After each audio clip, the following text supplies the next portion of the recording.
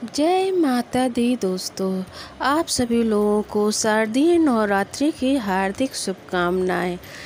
श्री दुर्गा सप्तमी का मैं पहला अध्याय सुनाने जा रही हूँ। मेघा ऋषि द्वारा राजा सुरथ एवं समाधि नामक वैश्य को देवी महत्व सुनाना तथा मधुकैटभ वध का वर्णन। मार्कंडेय जी ने कहा, मैं सूर्यपुत्र श्रावणी मनु 8 मनुओं में से एक मनु के उत्पन्न होने की कथा को सविस्तार वर्णन करता हूँ, उसे तुम ध्यान देकर श्रवण करो।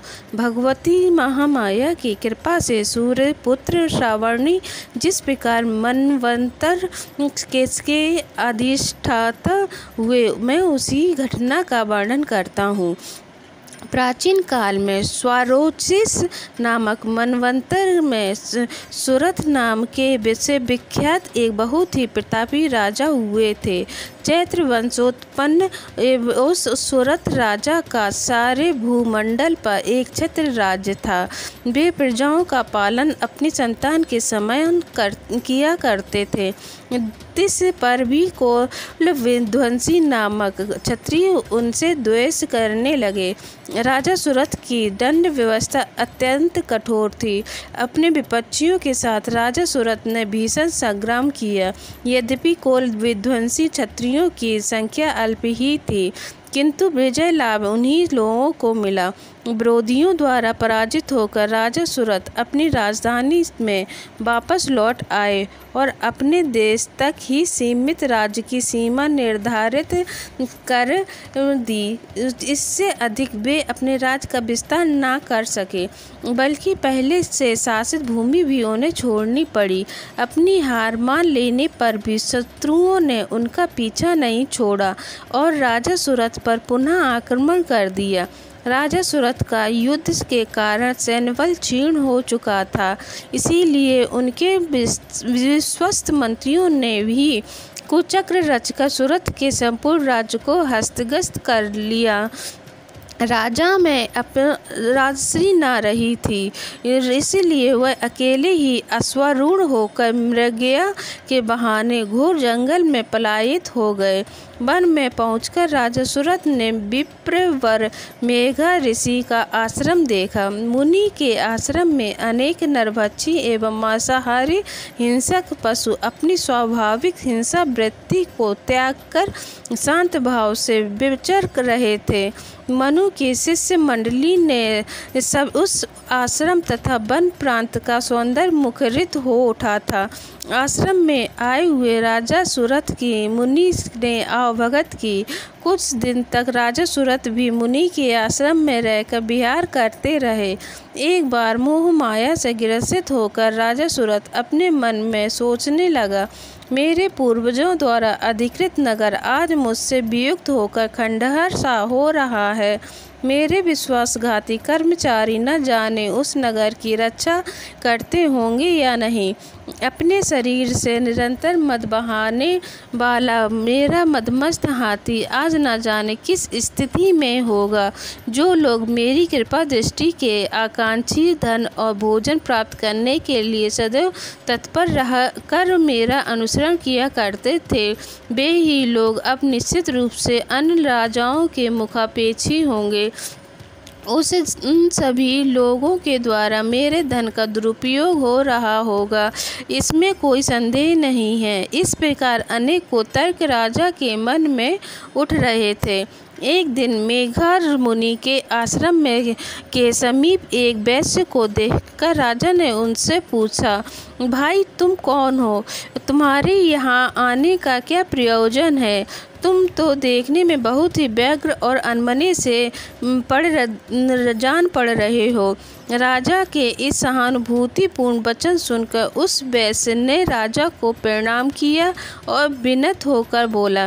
वैश्य ने राजा से कहा, राजा मैं संपन्न कुल में उत्पन्न वैश्य जाति का मनुष्य हूँ।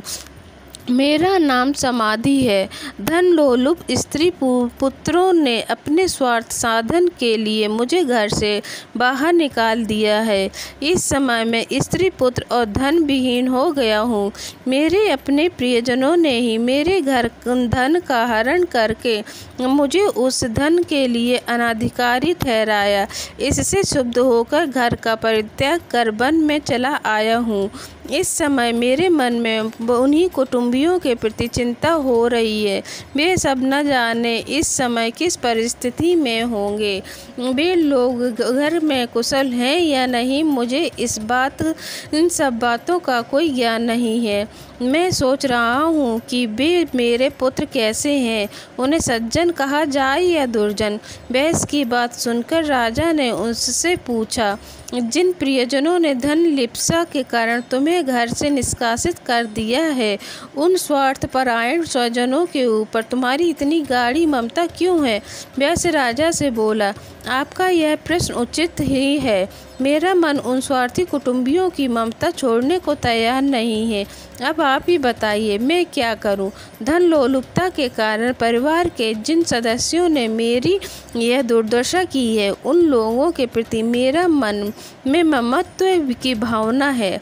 हे महानुभाव, इतना जानते हुए भी न जाने क्यों मेरे मन में उन स्वार्थी लोगों के प्रति ममता बनी हुई है। इसके रहस्य को जानने की इच्छा रखते हुए भी इसे मैं नहीं समझ पा रहा हूँ। उन लोगों के विरह से कातर होकर मैं आहें भर रहा हूँ, जिसके फलस्वरूप मेरे मन में उथल पुथल मची हुई है। कुटुंबियों का मुझसे कुछ भी लगाव नहीं है, फिर भी मेरा मन उन लोगों के लिए संतप्त है। समझ में नहीं आता कि मैं क्या करूं। मार्कंडेय जी ने कहा, हे ब्राह्मण, इस वार्ता की समाप्ति के बाद ही सुरथ और समाधि नामक वैश्य एक साथ ही मेघ मुनि के सम्मुख उपस्थित हुए। मुनि के प्रति सम्मान प्रदर्शन करके वे दोनों वहीं बैठ गए। इसके बाद राजा सुरथ और वैश्य में परस्पर कुछ बातचीत होने लगी। राजा ने कहा, भगवान, मैं आपसे एक निवेदन करना चाहता हूँ, कृपया आप उसे बताइए। मेरा मन स्ववश न रहने के कारण बहुत ही क्लेशित है। जिस राजभोग के सुख से मैं वंचित कर दिया गया हूँ, उसी को पुनः हस्तगत करने के लिए मेरे मन में आकांक्षा बनी हुई है। हे मुनि श्रेष्ठ, मैं इस बात को जानता हूँ कि अब मेरा राज्य पर कोई प्रभुत्व नहीं रह गया है, उस पर को किसी अन्य का शासन हो गया है। फिर भी अपनी अज्ञानतावश मैं उसी के मोह में पड़ा हूँ। इन सब बातों से मैं क्या भेद है, मैं कुछ भी समझ नहीं पा रहा हूँ। यह वैसे भी मेरे ही समान अपने पुत्र, स्त्री और सेवकों द्वारा त्यक्त है। ऐसा जानते हुए भी यह वैश्य अभी तक अपने कुटुंबियों के मोह से ग्रस्त है। अतएव हम दोनों का मन इन सब बातों से बहुत ही खिन्न है। मेरा मन अभी भी भ्रमित हो रहा है। हे महाभाग, हम दोनों में से जो प्रेम प्रभावित हो रहा है, वह क्या वस्तु है? हम दोनों में प्रत्यक्षता अज्ञान के लक्षण दृष्टिगत हो रहे हैं। राजा की बात सुनकर ऋषि ने कहा, हे महाभाग, समस्त प्राणियों में विषय मार्ग का ज्ञान विद्यमान रहता है। उसी प्रकार सभी जीवों के विषय भी भिन्न भिन्न होते हैं। उदाहरण स्वरूप कुछ प्राणी में देवानंदता बनी रहती है, परंतु इसके विपरीत कुछ जीव ऐसे भी होते हैं जिन्हें तांधता होती है। जिसके विपरीत कुछ ऐसे जीव भी होते हैं जो दिन रात में समान रूप से देखने में सक्षम होते हैं। यह बात बिल्कुल सत्य है कि समस्त प्राणियों में मनुष्य अधिकतर विवेकशील प्राणी माना जाता है, परंतु विवेकशीलता की यह बात केवल मानव वर्ग में ही नहीं, अपितु पशु पक्षी एवं मृग आदि में भी पाई जाती है। पशु पक्षी और हिरण आदि जीवों के अनुरूप ही मानव बुद्धि भी होती है। जिस प्रकार मानव में समझदारी का भाव होता है, उसी प्रकार हिरण आदि जीवों में भी होता है। इसके साथ ही अन्य बातों में भी इन दोनों वर्गों में अनेक समानताएं होती हैं। उदाहरण के रूप में तुम इन पक्षियों को ही ले लो। ये स्वयं भूखे रहकर अपने बच्चों के चंचू में अन्न का कण डालकर उन्हें चुगाते हैं। हे राजन, क्या तुम्हें नहीं मालूम कि ये मनुष्य समझदार होकर भी लोभवश अपने किए हुए उपकार के बदले में उपकृत होने के लिए पुत्र की इच्छा करते हैं। उन सब में समझदारी होते हुए भी वे संसार की स्थिति, जन्म, मृत्यु आदि की परंपरा को बनाए रखने वाली महामाया भगवती के प्रभाव द्वारा मोह रूप भ्रमर में डाल दिए जाते हैं और उसी में वे जीव अहर्निश डूबते उतराते रहते हैं। अतः इसमें आश्चर्य की बात नहीं है। जग नियंता विष्णु भगवान की योग निद्रा रूपिणी महामाया द्वारा ही यह सारी सृष्टि आच्छादन हो रही है। महामाया ज्ञानियों के चित्र को भी बलपूर्वक खींचकर मोह सागर में डालकर मोहग्रस्त कर देती है। इस चराचर सृष्टि की कर्त्री महामाया ही है। जब वे प्रसन्न होती है तो मनुष्यों के उद्धार के लिए मुक्ति लाभ का वर देती है। वे ही परा विद्या, परा और अपरा, ये दो विद्याएं मानी गई हैं। संसार बंधन और मोह माया उत्पन्न कारिणी सनातनी देवी हैं तथा समस्त देवों की अधिष्ठात्री हैं। इतना सुनकर राजा ने प्रश्न किया, भगवान, जिन्हें आप महामाया कह रहे हैं वे कौन सी देवी हैं? हे ब्राह्मण, उनका प्रादुर्भाव किस प्रकार हुआ है? उनके क्या क्या चरित्र हैं? हे ब्रह्मविदों में मुनि श्रेष्ठ, उन देवी की कथाओं को मैं आपके मुख से सुनना चाहता हूँ। ऐसा सुनकर ऋषि ने कहा, हे राजन, उन देवी का स्वरूप वास्तव में नित्य और सनातन है। संपूर्ण विश्व उन्हीं का स्वरूप मात्र है और वे ही महामाया देवी चराचर सृष्टि के सभी प्राणियों में परिव्याप्त हैं। उनकी उत्पत्ति के अनेक कारण हैं। वह आख्यान मैं तुम्हें सुनाता हूँ। अब वे अवतरित होती हैं जहाँ उस समय लोक में उनका अवतार लेना कहा जाता है। प्रलय काल में जब निखिल ब्रह्मांड महासागर में लय हो रहा था, तब सब जीवों के पालक भगवान विष्णु शेष शैया पर योग निद्रा विभूत हो रहे थे। उसी समय उनके कानों की मैल से दो भीषण दानवों की उत्पत्ति हुई। वे दोनों बलवान दानव मधु और कैटव नाम से जगत में अभिहित हुए। जन्म लेने के तत्काल बाद ही वे दोनों दैत्य सृष्टिकर्ता ब्रह्मा जी का वध करने के लिए उद्गत हुए।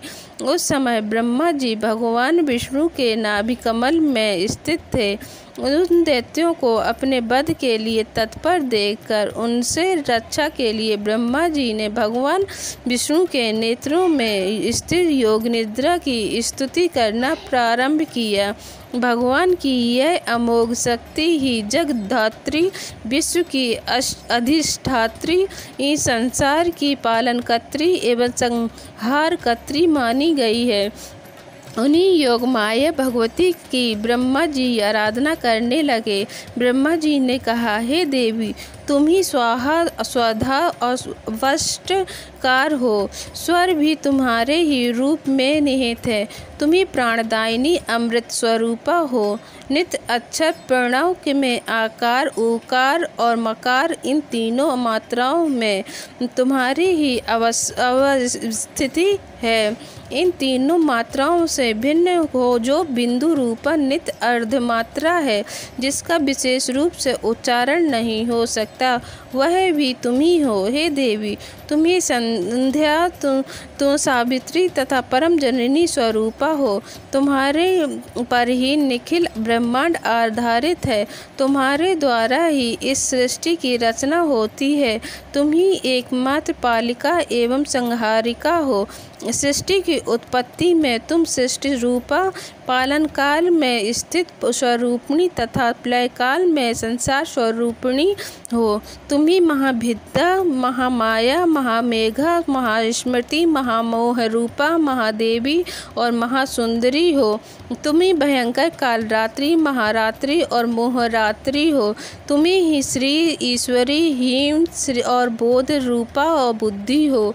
लज्जा, पुष्टि, तुष्टि, शांति और क्षमा भी तुम ही हो। तुम ही खड्ग धारिणी, शूल धारिणी, घोर रूपा, गदा, चक्र, शंख और धनुष धारिणी भी हो। बाण, सुंडी, परधि इत्यादि तुम्हारे अस्त्र हैं। तुम सौम्य और सौम्यतर हो। इतना ही नहीं बल्कि सृष्टि में जितने सौम्य तथा सुंदर वस्तुएं हैं उन सबसे कहीं अधिक तुम्हारा ही सौंदर्य है। परा एवं अपरा इन दोनों विद्याओं से परे रहने वाली परमेश्वरी भी तुम ही हो। हे देवी, विश्व की संपूर्ण सत असत वस्तुओं में पाई जाने वाली शक्ति भी तुम ही हो। अतएव तुम्हारी स्तुति अवर्ण्य है। संपूर्ण जगत के रचयिता, पालक और संहारक भगवान विष्णु को भी जब तुमने निद्रा विभूत कर रखा है तब तुम्हारी स्तुति करने में सक्षम इस ब्रह्मांड में कौन है। मेरे सहित भगवान शंकर तथा विष्णु को भी शरीर धारण करने के लिए तुम्ही ने प्रेरित किया है। अतएव तुम्हारी स्तुति में सभी असमर्थ हैं। हे देवी, तुम तो अपने इस उदार प्रभावों के कारण ही प्रशंसित हो। इन दोनों अपराजेय दानवों को तुम विमुग्ध करके भगवान विष्णु की निद्रा भंग कर दो। इसके साथ ही साथ भगवान विष्णु के अंतर में मधु और कैटव नामक असुरों के वध की प्रेरणा भी उत्पन्न कर दो।